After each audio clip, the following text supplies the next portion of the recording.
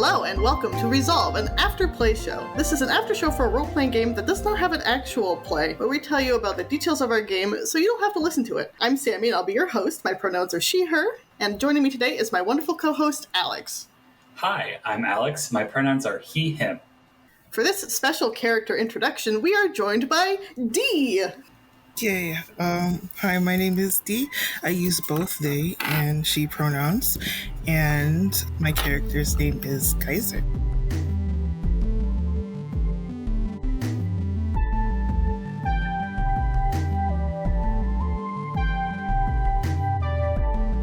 Before we get into the nitty-gritty about who Guyser is and what you're going to be playing throughout this podcast series, let's talk a bit about you. Tell us a bit about yourself and your history with tabletop games. My history is actually quite short. This will be game number 4 that I'm playing. My very first game was actually DM'd by Alex, which was another interstitial game where I played Paris, someone who was tired of everything. And my next game was actually DM'd by Sammie, where I play Lushrin. And we're almost done with that campaign. A person who has more thoughts than sense, and that's been pretty fun and interesting too. Another game that I played for a little bit was the actual Apocalypse World game. I played a character named Eden Malice, and they have a taco truck where people fight and drink also. So that was a wild situation. Unfortunately, the DM for that campaign ran into some personal issues, so they had to put that on pause. So I didn't get to play around with that character very much. And now this character, Guyser, this campaign is number 4. So what's your relationship to people in the group? You talked a little bit about me and Sammie. How about some other people? Zach is my friend from high school, so I've known him since like 2006, or at least known of him since 2006. And then through Zach, I met Alex. Through Alex, I met Sammie and Dan, and Carolyn. I think that's, and Dex. I'm sorry. I know I'm forgetting one name. And everyone except Carolyn I have played a campaign with before, and so Carolyn's character has been pretty funny too right from the start. So I'm excited to continue playing with everyone and having a fun time. Obviously, you said your history with RP is not very long, and I know your first game was with Alex, with Interstitial, but like, what made you bite the hook, so to speak? What got you to like actually make a character and sit down and play? I was at Alex's birthday party, and he was like, "Hey, I'm running this game. Do you want to join?" And I'm like, "I don't know what that is." Sure. I won't act like I've never heard of tabletop games before. Of course I have. When you have the friends you have, you're going to be exposed to it in some manner sooner or later, but I had never been involved. And so after that, it was just a series of talking through, like, making a character. What do you want them to be like?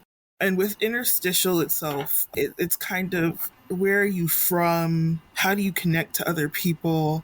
So just kind of talking through some of those things with Alex beforehand, that was really interesting to me. But again, it literally was out of nowhere. Like, we're sitting, like, playing games, and Alex is like, "Hey, do you want to join my campaign?"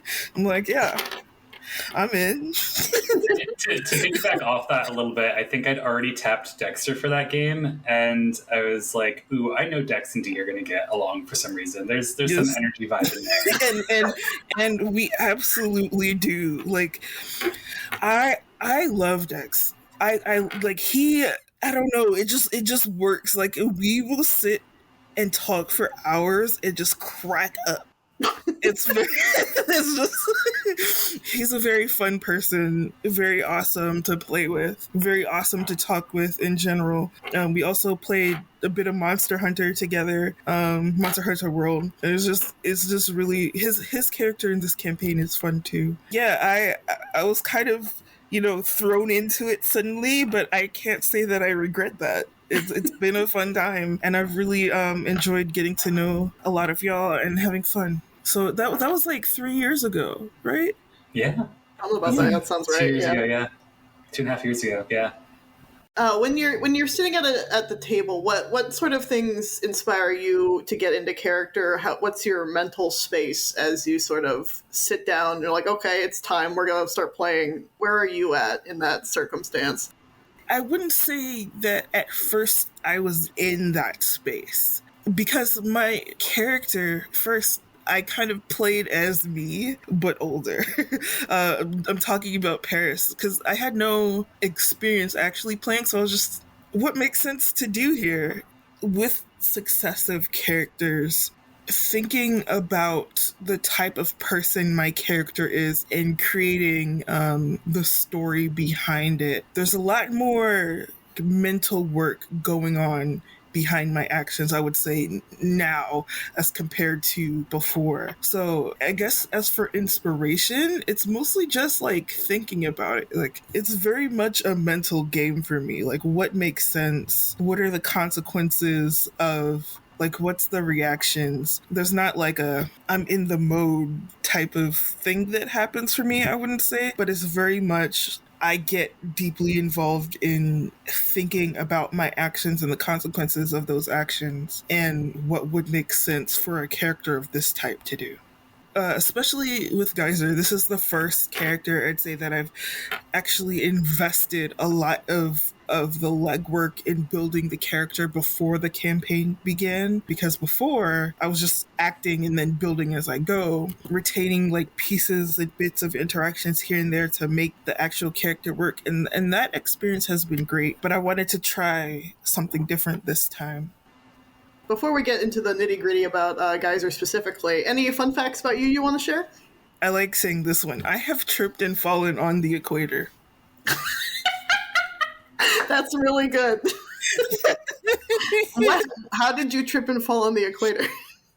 A long time ago, we were in Kenya at the university. There's a university there that my aunt was speaking at, and my family was like, let's all go because your aunt's gonna be there. And so we're in a bus actually traveling from Uganda to Kenya because we had visited somewhere else too. Because like, you can't go all the way to Africa and just stay in one place. That feels like a waste, right? And so we passed a marker for the equator. There's like a monument and then like the dash lines. And so everyone's like, yeah, let's get a picture. And so me being my little child self, I'm like climbing all over everything. Like, look, I'm on the equator. And of course I tripped like along the line perfectly, skinned my knees down the road. It was very painful, but now I can tell people that I've tripped on the equator and they're going to be like, what the fuck?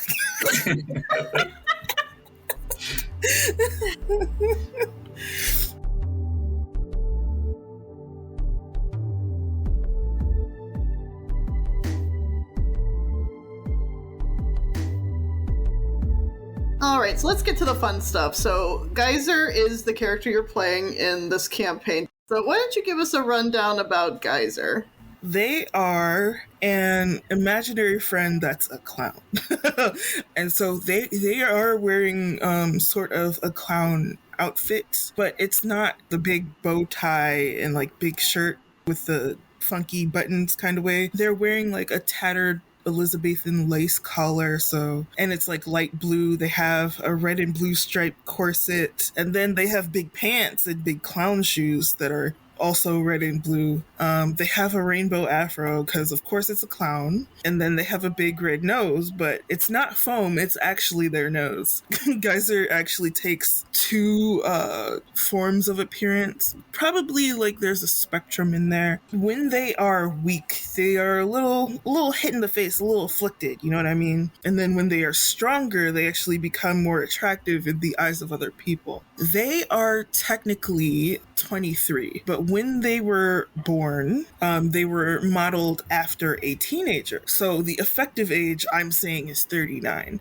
When it comes to imaginary friends, I'm not sure that an age compared to human years makes much sense, but for purposes of the game, Guyser is mentally like 39. What are Guyser's pronouns? Guyser's pronouns are she, her. What playbook are you playing? I am using the discarded playbook. What moves have you selected at the beginning of the campaign, and how do they tie into Guyser's personality? Okay, so the first move is Hold a Grudge. When someone you care about betrays you, you may immediately acquire or change them to a Dark Link without rolling. And then Drive Form. When you strike with intent or strike to subdue, you may choose from both moves options instead of only one. And the last move I chose is You and I Are Alike. When someone who does not have your best interests at heart tries to take advantage of you, roll with light. On 10 plus, you are able to see through their act and can immediately take the upper hand in the situation. On 7 through 9, it costs you take a harm or spend a link. So the discarded happens to be one of the more combat-oriented playbooks in the game as far as I'm concerned, based on what I've read. And that in general really fits in what I'm trying to do with Guyser. Guyser is a person who is not necessarily fighting oriented, but conflict oriented. Guyser intentionally wants to create a lot of conflict and wants people to regard her negatively because of her background. She is currently trying to find a way to become stronger, and she is convinced that the way to do that is to have as many enemies as possible. As of right now, it's not taking the form of actively hurting other people or attacking them directly, but it is taking the form of like intentional annoyance. Otherwise, kiss out's behavior, like generally like shady, smarmy, slimy behavior. That is the type of person Guyser is. Hold a Grudge. Dark is the highest stat. It's +2. Guyser's gonna want to rack up a whole bunch of dark links, and so using that move would be really beneficial. Also, Strike with Intent and Strike to Subdue. I chose that even though I didn't go into this campaign thinking that I was gonna fight a lot or intentionally start fights a lot. I'm thinking it's just gonna happen naturally. I think that Guyser's gonna get herself in situations where fighting is necessary. So, Leslie, you and I are alike. Guyser's worldview is very conflict and enemy oriented. I'm expecting that people will not have Guyser's best interests at heart because Guyser does not have other people's best interests at heart. Yeah, that's my motivation. A lot of these moves are really good. I'm thinking of taking the Path to Dawn next, and come on, you can do better than that. Those are both good moves, but I think for now, these three would be the most useful immediately. Awesome. Well, we talked around it a little bit with which moves you chose, but maybe just to get it more concrete, what is Guyser's personality like? What's she trying to do? Okay, so Guyser is very, very, very shady, very seedy, very smarmy. All of those words that put a little ick in your mouth. That's what I'm trying to channel with Guyser. They're a bad person, but in a funny way. Think DC Universe villains. Like, specifically, like, Gotham villain. Like, that's what I'm trying to... That's the energy I'm trying to bring into the studio. I haven't really talked about that development process in my snippets yet, but Guyser doesn't start out that way. She's kind of like a respite character. She's someone else in the world that I've created. She's their safe space. Like, that character goes there because it's the one memory they have of a positive experience that they can go back to. And then once that, situation is no longer true, Guyser's kind of left to their own devices trying to make themselves stronger and kind of has wonky ideas about how to do that. So there's the part of Geyser that wants to suck up to everyone, that wants everyone to, like, on the surface see her as a good person. And then there's the part of her that wants to at the same time induce negative feelings so that other people have negative ties to her, and she thinks that will make her stronger. When she's moving through the world, she's giving off a chill vibe, just like, I'm just here to have fun. We're just fucking around. There's no issue. There's no problem, you know? But there very much are issues, and there very much are problems. Let's go into their background a little bit more. So they are a safe space for somebody? Is that another character that they interact with? In creating this character, I was really stuck. I had no ideas, and so I went through, like, a really funny series of events. Alex suggested the Akinator game, and then I ended up on NBA Youngboy, and I was, like, laughing about that for, like, 3 days.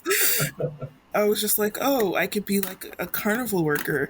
And then Sammie was like, oh, an evil carny. And I was like, what's that? And then just kind of talked it out. And I really got stuck on that idea for the appearance, right? So that's when that happened. I was actually talking with Dan about the character later on after our vampire session. We kind of, like, settled on a theme for their worlds. I mentioned a DC villain, like Gotham villain, for the type of person Geyser is, but I was like, they could also come from other worlds. And so I thought of Foster's Home for Imaginary Friends, which is a very funny show about, you know, imaginary friends that are abandoned. And I kind of, like, took that idea and ran with it. So there's this girl, Jilly, who is very, very, like, emotionally abused by her parents, not physically, but they do, like, not feed her, like, berate her all the time. Nothing's ever good enough. And they all kind of, like, hate each other in the house, the parents. Jilly has parents Ezra and Ruth. Those are just names that I picked out of a hat. Jilly sounds like a little girl name. Ezra and Ruth sounds like asshole parents' names. So, no offense if your name is Ezra and or Ruth. I'm sure you're great. Not Ezra Miller though. You're not great. Geyser becomes Jilly's imaginary friend. Jilly does not bring Geyser into the world immediately. And so, unlike the world of Foster's Home for Imaginary Friends, people do have their own separate, like, private inside life. It would be horrifying, probably, if every thought that you ever had manifested, and I didn't want to deal with working with the consequences of that. When Jilly is feeling emotionally weak, when she's being yelled at, when she's being starved, feeling low, Geyser becomes powerful enough to pull Jilly into her dream world, which is called Fort Mount St. Fun Fun Fun. And I named it that because I was thinking, what is something annoying that a kid would think of? And, like, naming something repeatedly is something that I think a child would do that other people would find annoying. Joke's on you, because we all fucking love this name. Well, it's all theoretical. I'm glad you like it. Geyser pulls Jilly into her dream world, and it's kind of like, here, there are no yelling parents. You're fine. Take a chill pill, gather your strength, and then go back. And eventually, Jilly becomes powerful enough, becomes emotionally strong enough that it shatters the dream world and merges it with Earth. And Earth in this D universe is called Conglom because Jilly is not the only person to have become too powerful and merge their dream world with the Earth. So, like, the land masses are shifted depending on how strong the person becomes at the time of merging. That kind of changes the consequences. So based on what I wrote, it wasn't that, like, catastrophic. Jilly kind of just destroyed her house and her neighbor's yard, and Geyser kind of just is like, why am I here now? This is weird. And Geyser has been, like, feeding directly from the hateful energy of Jilly's parents. And now that Geyser's in the real world, she can't feed in the same way. And so in her mind, she's like, I guess I just gotta eat them. So she takes a big old chop out of Ruth. And then Julie's like, you can't do that. That's bad. You gotta go. You gotta get out of here. I'm good now, but you gotta. That's not a good look. And so and so Guyser leaves, eventually finds herself at the Home for Transferred Entities. And the Home for Transferred Entities, like Foster's Home for Imaginary Friends, is a organization focused on the successful integration of entities transferred from dream worlds into society and like helping to clean up the consequences of that. So at the time of the start of the campaign, Guyser is in this home. You mentioned that there's some other imaginary friends that Guyser interacts with in their backstory. Who are some of those people that might crop up later in the campaign? They are made up by children. They are dreamed up by children. So it's going to be nonsense. It's going to be a little weird. If you are an adult, you're either going to be like, ha, I love this, or that's a little, I don't understand what's happening here. There is a lime green recorder named Kazoo. Recorders are very annoying, and I think it's like a child thing to name things the wrong thing. And then there's James and Evan, who are a brother and sister, and their whole thing is just like, oh, they're adorable. They look like people.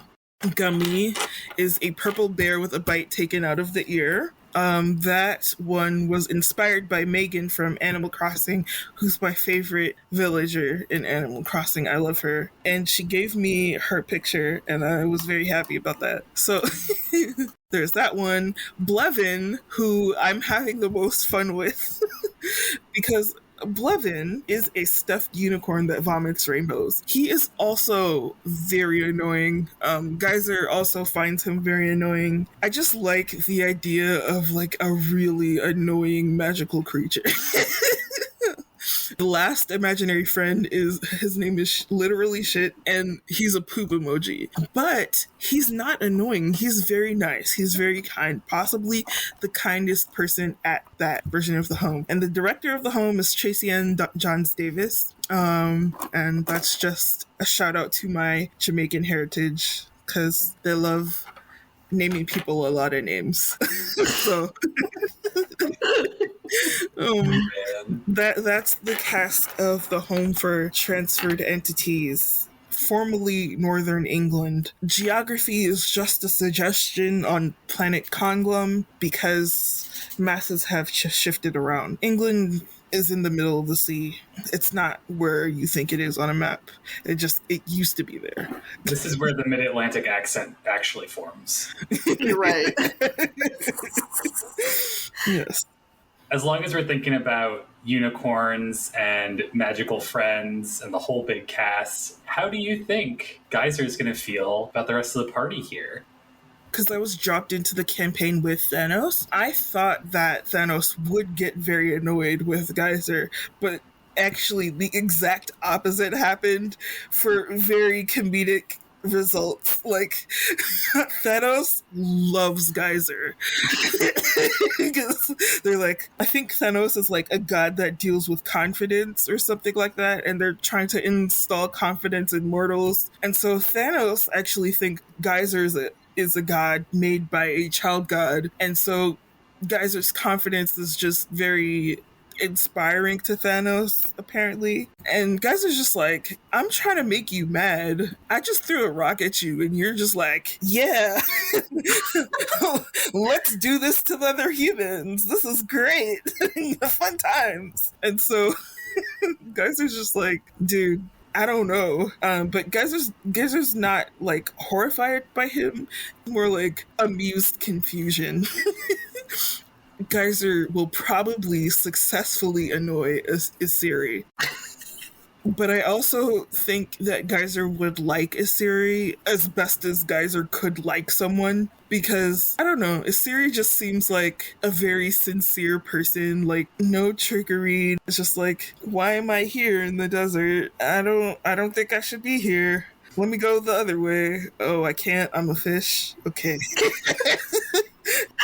Geyser ironically likes sincerity in other people because that feels easier to take advantage of. But I don't see Siri as like a naive person, but I think that Geyser does. I think Geyser is going to hate Pony, but only because of bias because of Blevin, has nothing to do with who Pony actually is. So I'm looking forward to that. Smog is too smart for Geyser, and so Geyser will not like Smog. Liking and disliking mean different things here. Like, how easy are you to take advantage of? How quickly will you engage in the schemes? That is what Geyser currently views as liking and disliking. So keep that in mind when I talk about this. I think Geyser will find a sort of kinship with Tao, being that was like created and not made in the traditional sense, or like thought up versus built. But I also noted that Tao has pretty much the very opposite goal of Geyser. Geyser wants to make everyone enemies. Tao wants to make everyone fans. But they both want to make strong impressions on the people around them. So I think that there will be a sort of kinship happening there. What was your character doing right before, the setup of the game? Geyser has long been away from Jilly at this point. It's been years from the start of that campaign. As far as Geyser's timeline goes, it's been years since Geyser has last seen Jilly. Geyser can kind of always tell where Jilly is, but they haven't interacted at all. Geyser's in the home and shenanigans are occurring. Blevin actually vomited on Geyser, and Geyser's response was to put Blevin in a headlock, and Tracy Ann was not having any of that shit. She was experiencing a stern lecture, and basically her senses got whited out, and she was just kind of launched into the campaign world. What does Geyser sound like? Do you have like a sentence you can toss out for us in Geyser voice? I imagine Geyser to sound kind of like Nisi Pisa. Nisi Pisa is a YouTuber. She's a beauty YouTuber. She can put on a lot of accents really well, but she has a really clear and like soothing voice. I kind of want Geyser to sound flirty. The quality of my voice is just not like that, so I can't replicate that. But I kind of talk in a calm manner like this to express Geyser. Like, hello everyone, how are you? I want you to feel like I'm kind of trying to flirt, a little suggestive, I'm trying to lay you at ease so I can throw rocks at you, What is one random fact about Geyser that you haven't told anyone yet? Geyser cannot swim. And also, I don't think she can take her shoes off. Yeah. That's just her feet? Just funky ass feet in clown boots. We'll see. Can she take off the rest of her clothes, or are they a part of her as well? I think that she can take off her collar. I don't know about the corset, but the shoes are there to say. The shoes and the nose are there. No free floor grippers on the internet from Geyser. As an aside, I am constantly harassing my friends about not posting their feet, and they think that I'm like being weird. But no, people are weird. So don't post your feet on the internet unless you're getting paid for it. I swear to you, just don't do it. If you hadn't added that last one, I would have. Like, if you're making the money for it, go ahead.